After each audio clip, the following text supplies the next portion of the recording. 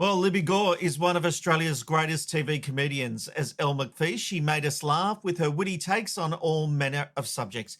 And if you don't live in Victoria, you might not be aware she's also been heard on the radio across different companies. Now she's back on the ABC, and I thought it was the perfect excuse to get her in for a chat. And I spoke to her earlier this afternoon. Libbi, welcome to McKnight Tonight. Rob, it is a pleasure to be here. Hey, so what exactly are you doing with the ABC and how can we hear you? Well, I'm very excited actually. I'm just filling in. I'm a guest host for the lovely Suzanne Hill, who's taking a break for a couple of weeks. But it's the Weekend Nightlife show, which is one of the ABC's local radio shows that goes nationally into every little nook and cranny. Oh, And so, yeah, it's great. So it'll be on 702 in Sydney. It'll be on local radio Brisbane, Perth, Adelaide, Tasmania, Darwin, Oodnadatta, Fremantle, Melbourne, Victoria, Ballarat, everywhere. And forget I'm it. You'll delighted. be everywhere. That satisfies me, that omnipotent kind of force thing that I've missed a little bit. So it'll be great. Local radio, 10 p.m. till 2 a.m. So it's the late night shift. Philip Clark does the early part of the week, and then there's the Weekend Nightlife.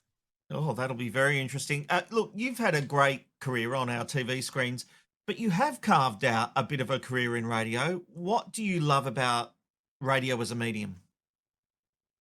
It's funny, I've really been reflecting on that as the opportunity to work back with this great team on this show presented itself. I thought, what is it that I love about it?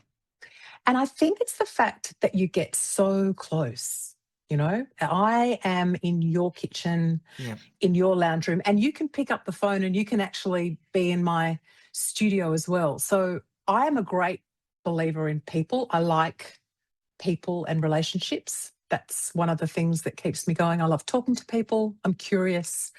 I like people talking to me. I like their stories. And I like to think I'm a good listener if the story is told well. So I think that's why I like radio. It's just got less artifice about it. You're just in there and you don't spend 3 hours in makeup and there aren't 100 million people dependent upon you doing exactly what you said you would do in order for them to get their jobs right. There's just You're not forcing an executive producer to pay for blow dries that then right before you do a live cross, he sees you doing this and messing the whole thing up. Look, Not it that needed I'm a bit bitter of to a this fluff. day. And it was a good cross, right? Always, but I used to pay $250 for you to get a what a blow load of toss. dry. I was getting a few foils on the house on the way. It is interesting because I was on a podcast earlier this week called The Quarter Hour, and we were talking about the difference between TV and radio. And television has a connection with viewers. Viewers in that viewers feel a connection with the presenter because they're in their lounge rooms. They're seeing them. But radio, I feel like the presenter gets to have a connection with the listeners because it's that instant feedback. You're not in a cold environment where you're just putting it out. You're actually getting it back instantly, whether it's through a text line, whether it's through the calls that come through. You hear straight away whether people agree with you or not. It's a relationship. So you're not putting on a show, you're actually creating a conversation and hopefully a few surprises and some entertainment along the way. But you invite people back in immediately. So something is happening and you're really close. Like I like getting as close as I possibly can to dangling my legs into their lives and inviting people back into ours. It's fun. You get right on the edge of showbiz. Sorry, did you just say dangling your legs into their lives? Yeah, like sitting on the edge. Sitting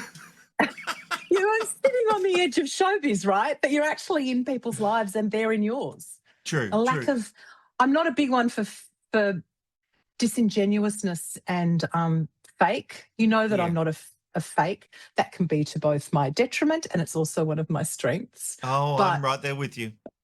I was authentic before they made the word up, Rob, and that's just the way it is. Because of that, I'm going to ask you a topical question. Go on. Because you are a strong, independent woman, but you also don't just take cheap political shots. Anthony Albanese on that podcast, when he was put up with the question, would you shag, date, or marry? And he said Kylie Minogue. Do you think it's worth the outrage? Number one, he didn't say Kylie without being pressed. Okay. Correct. So I agree. He was unwise, but maybe he was being polite and not wanting to screw up Nikki's podcast or whatever it was. I'm not making apologies for him, but I am saying, well, firstly, there are a number of reasons to be outraged. For personal reasons, I can say, why not, Rhonda? And secondly, it's interesting with that character that Nikki portrays, because now I kind of understand, although it's 30 years hence. I remember Jennifer Byrne wrote an article about Elle McFeast towards the end saying, was I actually satirising or was I being it? Isn't it funny how my focus is on the person who's asking the questions? Yes. So I think Anthony made a mistake. He made a mistake and he said, I made a mistake.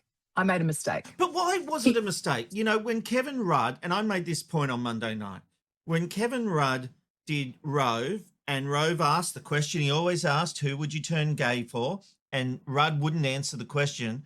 He was considered a spoiled sport, you know, like, oh, come on, have a laugh. So yeah, but that was 2007. And now it's 20 years later.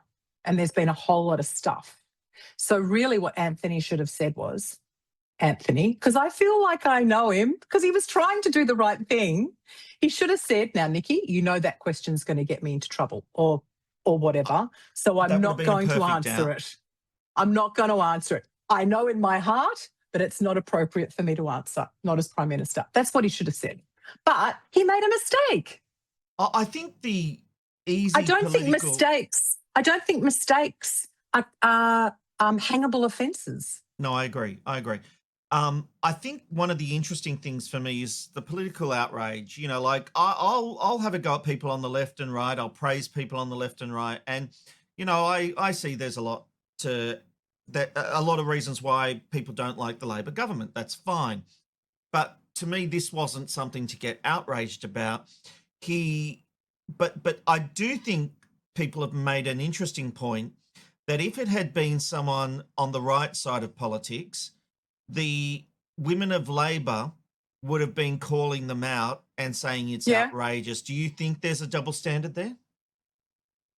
I just think that's politics. I agree. They would have. And, you know, it doesn't matter. Isn't that what we're sick of? Isn't that why there's a rise to One Nation? Because whatever you think of Pauline Hanson, she just says what she thinks, right or wrong.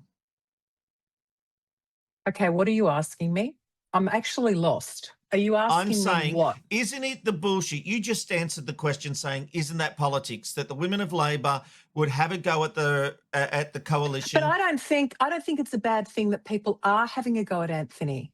I think it's a good thing. And I think it's a good thing for Australia because it gets the conversation going. We're talking to each other. We need to develop a culture of what is it called? It's like civil disagreement.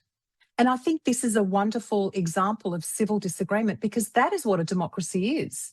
Yeah. We should be able to have a disagreement about why or why not that was a sensible or silly thing to participate in, not just say, participate in. Because obviously the writing's on the board what kind of interview it's going to be and what kind of presenter it is. So the mistake isn't just Anthony's. It's not just the goalkeeper's mistake. It happened further down the midfield, right? It happened further down the pitch in terms of actually going on the damn thing.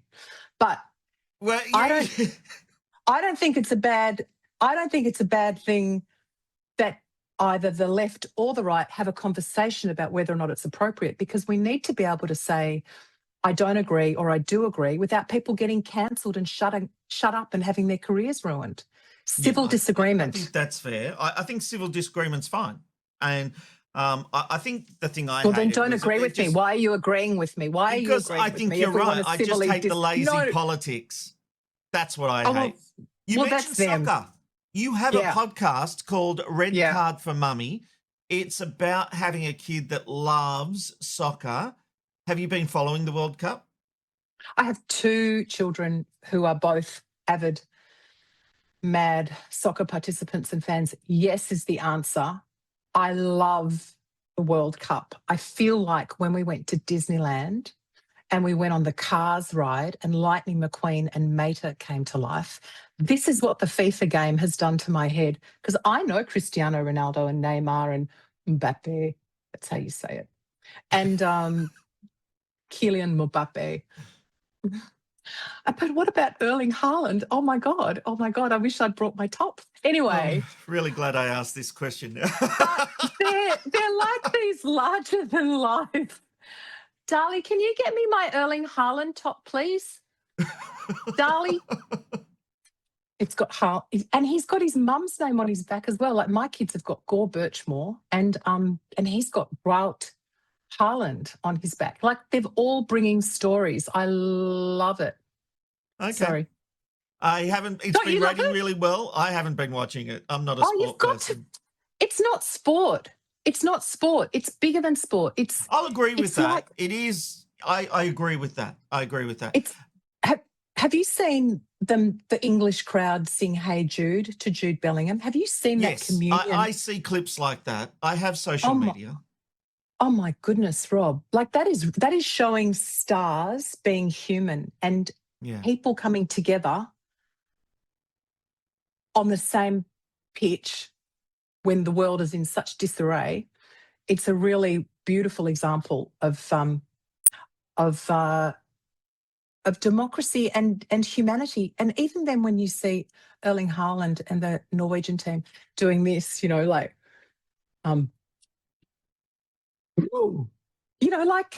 what a clever slogan that is, to hear 80,000 people at a pitch silent in between the bang, bang, and then, how powerful is that? That is showbiz. Yeah, it really is. And speaking of showbiz, I've been thinking just recently that I see a lot of clips on YouTube of English panel shows, and they have so many. And we have one. We have You Been Paying Attention? And Rock Riz when it comes back. And Spicks and Specks. Spicks and Specks, that's the one I was thinking of.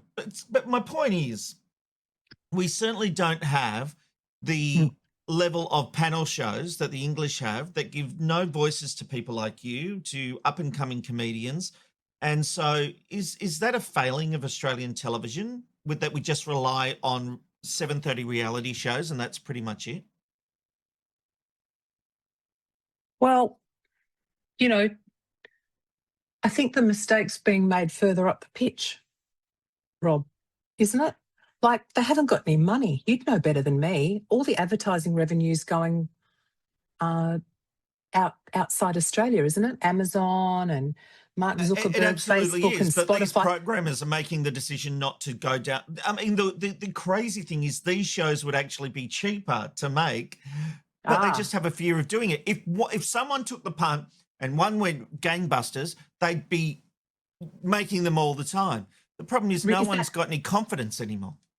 See, this is where I should be interviewing you, because I don't understand the mechanics of the television industry. I know there isn't much going on, but I thought it was because they didn't have the money for it. And are you telling me that they're spending the money buying licenses to big reality shiny floor stuff instead of divvying the money up and investing it in the local industry?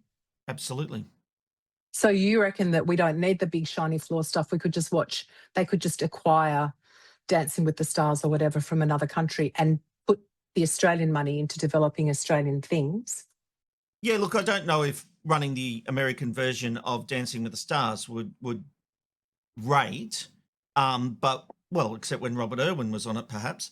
But my point is that for the cost of a MasterChef, Channel 10, which is in big trouble, for the cost of a MasterChef, you could have multiple panel shows running and go for longer. Now, having said that, if 10 took the gamble getting rid of MasterChef, 9 would buy it up. And so this is why it's an industry in fear. the Australian industry is in fear, just desperately trying to hold on to every penny they've got. And you're right, on the whole, there is no money to spend unless they make decisions to get rid of big shows. And that's a risk, because if it doesn't work, what happens? You made this decision, you're fired. Yeah, I mean, you're saying like on Nine, maybe one of those big decisions would be getting rid of maths, right? Unless maths has suddenly decided to implode and get rid of itself. You wouldn't get rid of maths. You wouldn't get rid of maths. It's too big. Okay. But there are other shows you could get rid of. But MasterChef you couldn't get rid of either. That's big, isn't it? No, not anymore. How many local shows could you make? How many have you been paying attentions? And then we have to talk about, do you want more paying attentions or do you want something else? But how many little shows could you make for a MasterChef? Oh. Like, I don't know. What? Well, it depends. I mean, the budget for MasterChef would be 15 to 20 million. And so now, look, I know that the costs have been coming down, and we're way off topic as we... But it's interesting. It's interesting. It's not like there's no opportunity for me in television at the moment. That's my point.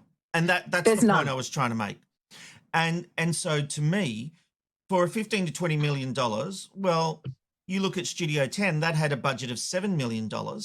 And so you think about how that was doing what, 3.5 hours of television a day and running 5 days a week or 7 days a week with the repeat shows. So for $7 million, you were getting a 52-week show.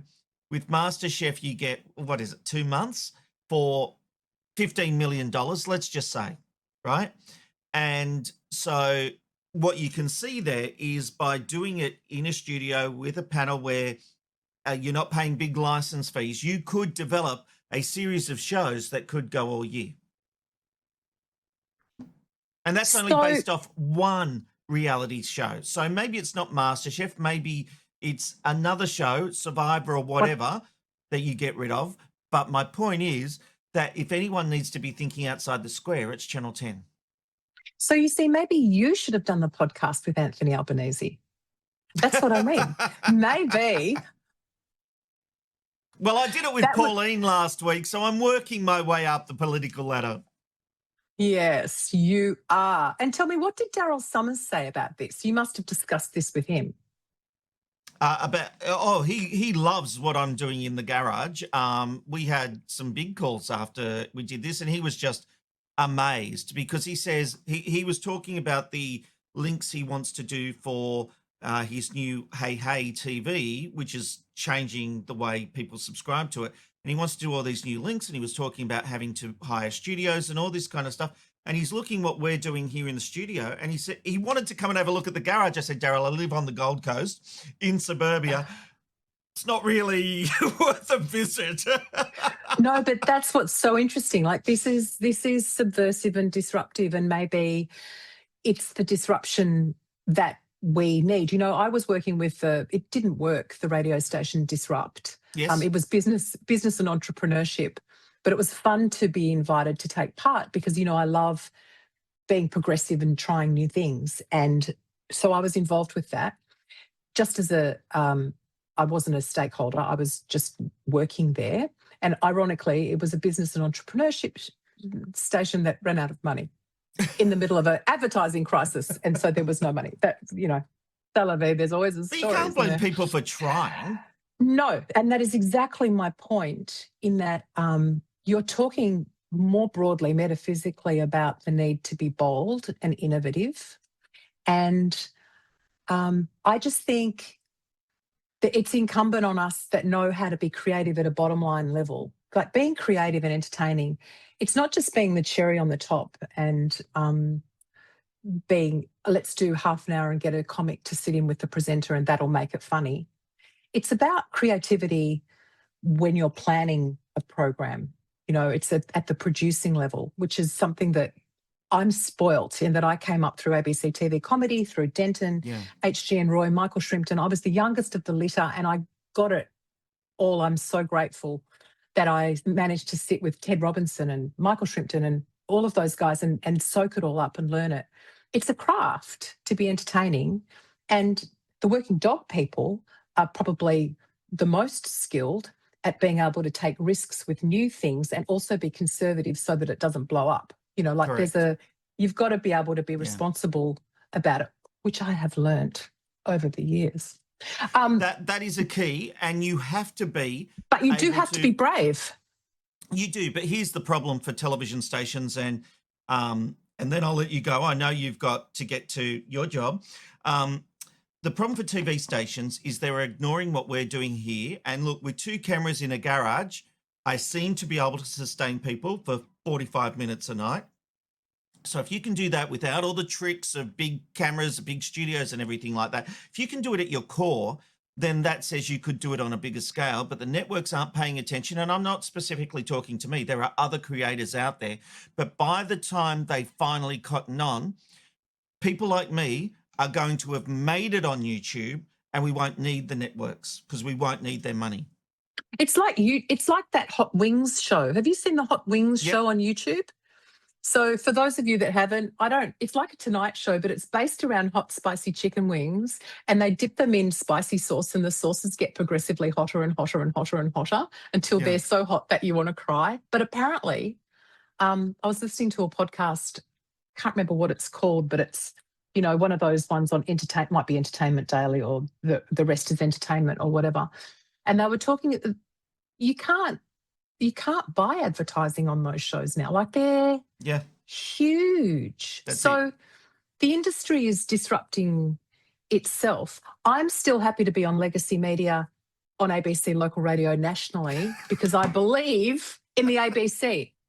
I believe in the ABC, and I want the ABC to thrive and be brilliant. And if I can be part of it in any small way, I like having a voice that is backed, you know, a voice that's backed by the people and that is incumbent on not only delivering independent news, but also, you know, intelligent